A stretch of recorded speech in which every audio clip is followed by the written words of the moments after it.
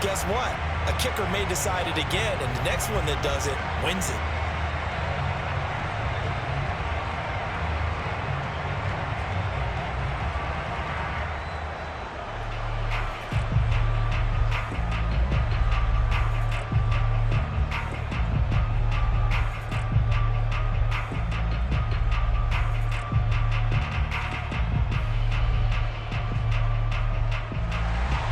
Will 3 points be enough to do it? We'll soon know as we continue here in overtime. From a couple yards deep, he'll bring it out of the end zone. And not a good return here at all as they'll be forced to start at the 12-yard line.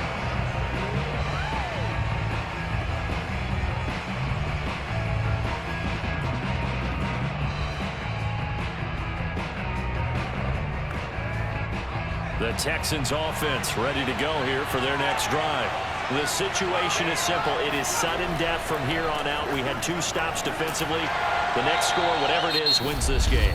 And I can't wait to see how the defense decides to play this, because knowing that the next point you give up lose the game for you, I expect them to be more aggressive, not just play a normal situational defense, but go after them, attack them a little bit, because otherwise the offense is just trying to find their way to get downfield and kick a field goal. Don't sit back and wait for them to make their plays. I think the defense needs to go after them. Charles Davis says maybe they go aggressive. Throwing on 2nd and 3. Mills. Flush to his right. He's got a first down past the 30. And all the way up to the 46. Come on, fellas. So the OT clock hits 0, and we're still not done. We'll switch sides and need at least one more OT to decide it after this.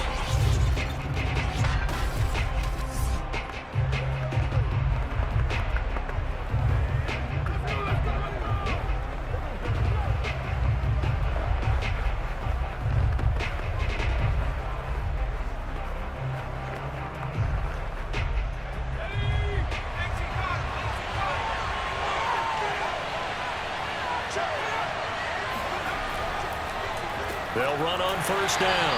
Mixon. And forget about finding a lane. He barely had time to look up before he was planted in the backfield. Call it a full 3 yards in the wrong direction there. Brings up 2nd down. Have to give credit for a nice play there, but also have to look at it as a blown assignment. He became a free runner that turned into a free hitter.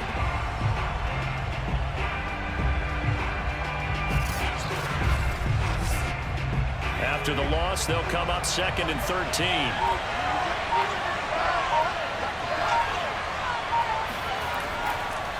They'll stay on the ground. Mixon again. And he is met quickly in the backfield. Down he goes, folded like a lawn chair. 3rd and 15 coming up after that loss of 2. And that's exactly what offenses try to avoid by using motion and throwing different formations up. They hate when he can draw a bead on the play, get a running start, and make a big play behind the line of scrimmage as he did just there.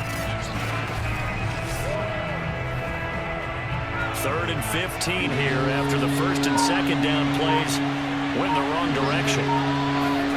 Off the play fake, Mills.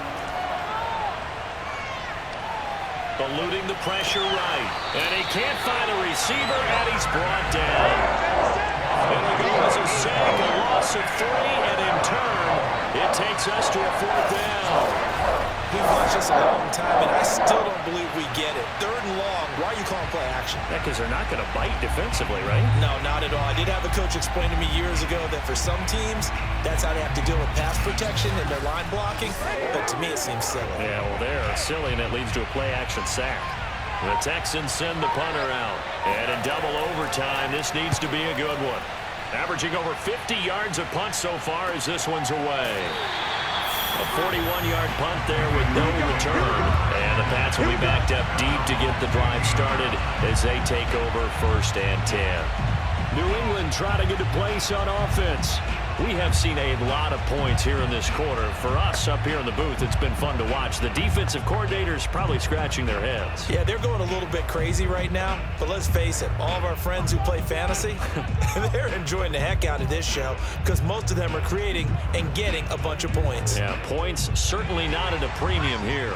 Line of scrimmage, the 15. It's 1st and 10.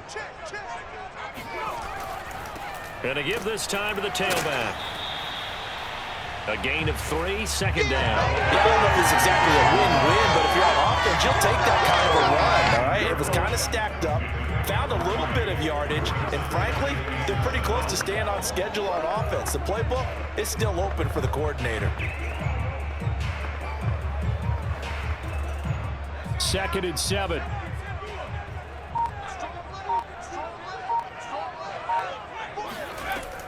Back to throw. Complete to Watson, the tight end. A gain of 3 last play. This time they double it and pick up 6. Not a big window to throw. Coverage wasn't too bad there. Yeah, they had him under wraps pretty well, but somehow able to muscle his way open and catch the ball.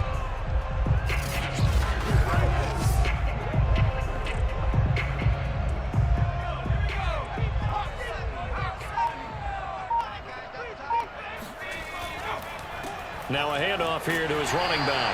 And he's able to pick up the first before he's taken down at the 27. I like this focus there because he wasn't thinking about breaking that one big. All he thought about was, I need 1. Let's go get that. Ended up picking up 2.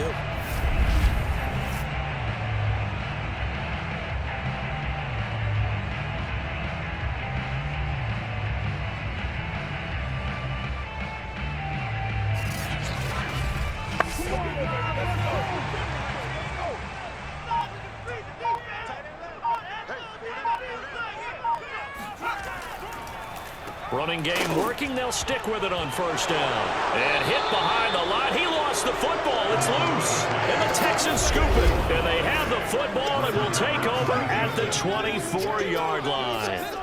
And a costly mistake. Coaches talk so much about ball security, and in overtime, so paramount. Partner, do you ever wonder if maybe they talk about it too much? Too much, yeah. Doesn't seem like you can, but maybe by discussing it time and time again, and you know they overemphasized it here, it almost became self-fulfilling. And any points beat them here. Field goal or a touchdown now.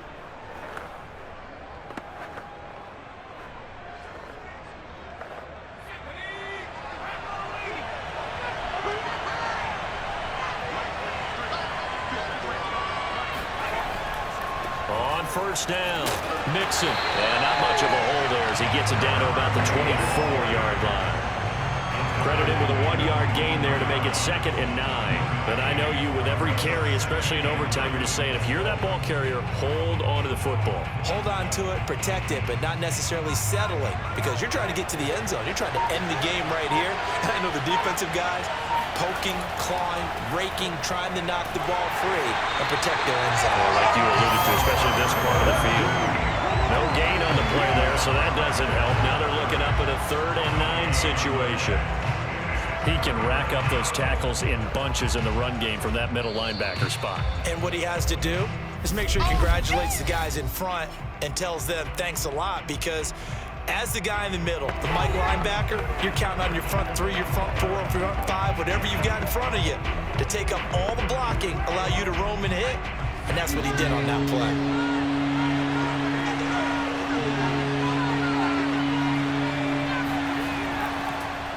On 3rd down, Mixon. And that's not going to get it done. He'll come up well short of the first at about the 21. Just a gain of 2 there. It's going to bring up a 4th down.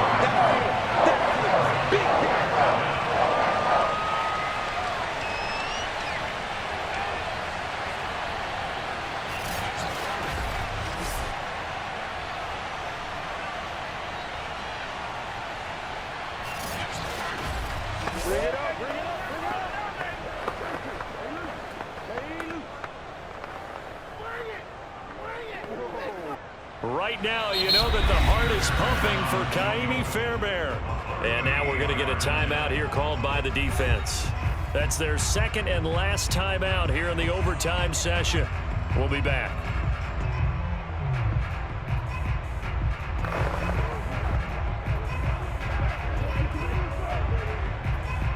Right now, you know that the heart is pumping for Kaimi Fairbairn. This to win it in overtime. And he got it.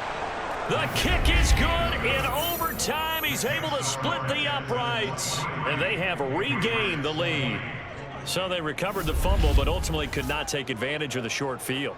Definitely a lost opportunity right there. I mean, they were in prime position to put 6 on the board, ended up settling for 3. A road win in the National Football League. Charles, you never take that for granted, no matter who you're playing, no matter where you're playing. You take it and you run with it. And you know you prime the pump all week in your own home facility. No one thinks we can do this. Only people who believe are right here in this room. And then you go on the road, band together, and get it done.